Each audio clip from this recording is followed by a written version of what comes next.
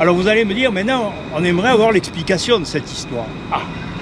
Alors premièrement, pourquoi les pieds de vigne américains résistent au phylloxéra?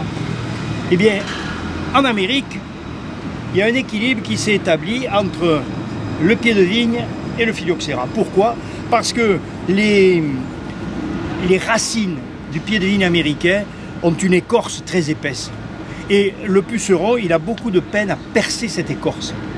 Donc, il se nourrit, mais modérément. Donc, le pied de vigne arrive à vivre.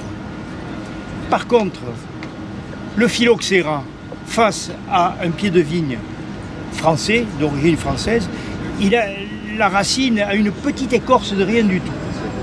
Donc, le phylloxéra, il se régale, il pique de partout, il se nourrit, il se multiplie, et résultat, il pompe tellement de sève que ça fait mourir le cep de vigne. Alors vous allez me dire, oui, mais alors, vous êtes bien gentil, mais alors comment ce phylloxéra est arrivé? Ah, et voilà. Eh bien, figurez-vous qu'un certain nombre de pépiniéristes, dans la région de Roquemaure et Pugeot, la vallée du Rhône, et à Floirac, à côté de Bordeaux, ont fait venir des pieds de vigne américains parce qu'ils voulaient voir si ces pieds de vigne résistaient à l'oïdium. Et en même temps, eh bien, ils ont amené la petite bête.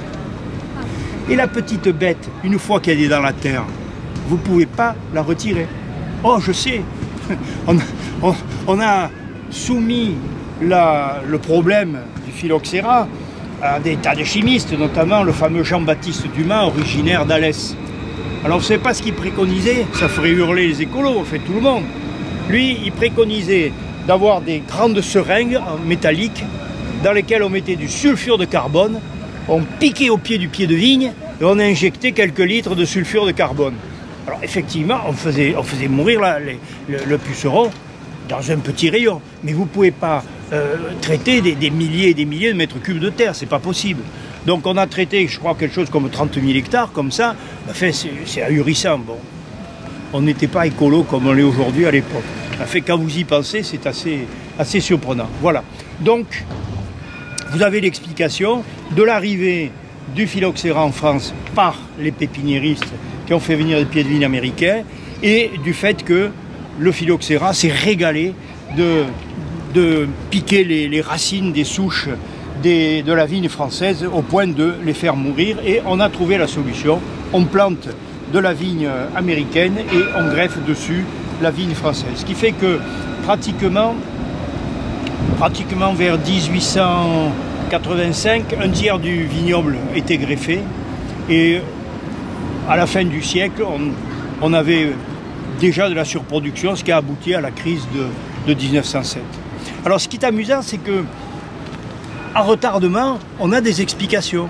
Au XVIe siècle, vous avez des colons européens qui sont partis en Amérique. Et ils ont voulu planter de la vigne. Et ça prenait jamais. Et on disait, mais ces colons, ils sont pas foutus de cultiver la vigne. Et ouais, mais les pieds de vigne qu'ils amenaient en Amérique, ils se faisaient bouffer par le phylloxéra qui était présent dans la terre. Voilà. Alors le phylloxéra, maintenant, il a fait le tour du monde. Il n'y a que Chypre et la Chine qui n'ont pas le phylloxéra. La petite bête, elle est dans la terre, et une fois qu'elle est dans la terre, on ne peut plus l'enlever, il faut faire avec. Voilà, voilà l'histoire du phylloxéra. Alors il se trouve que dans cette lutte pour le phylloxéra, il faut souligner que c'est essentiellement les Montpelliérains qui ont trouvé la solution. Ils n'ont reçu aucune aide, ni du gouvernement, ni de Paris, etc. Enfin, le gouvernement avait dit on donnera 300 000 francs à celui qui trouvera la solution. Alors il y a eu des tas de solutions. Il y a des gens qui proposaient de faire du tambour pour effeurer le puceron. Vous voyez un peu le genre de solution qu'on a proposé. Donc ça n'a pas marché, et même ce qu'avait proposé Jean-Baptiste Dumas avec son sulfure de carbone, ça ne marchait pas.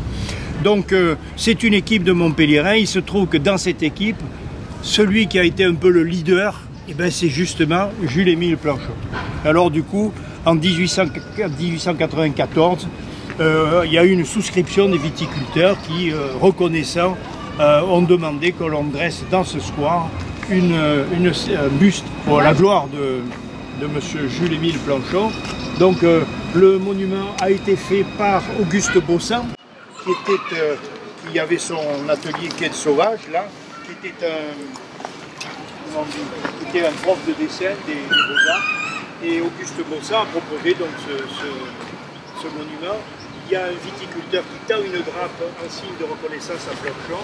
Et comme Auguste Boussin connaissait bien la famille Basile, qu'il avait eu Frédéric Basile comme élève, il était prof aux Beaux-Arts, eh bien, il paraît qu'il a utilisé les traits de Frédéric Basile pour le vigneron qui tend une grappe à Planchon.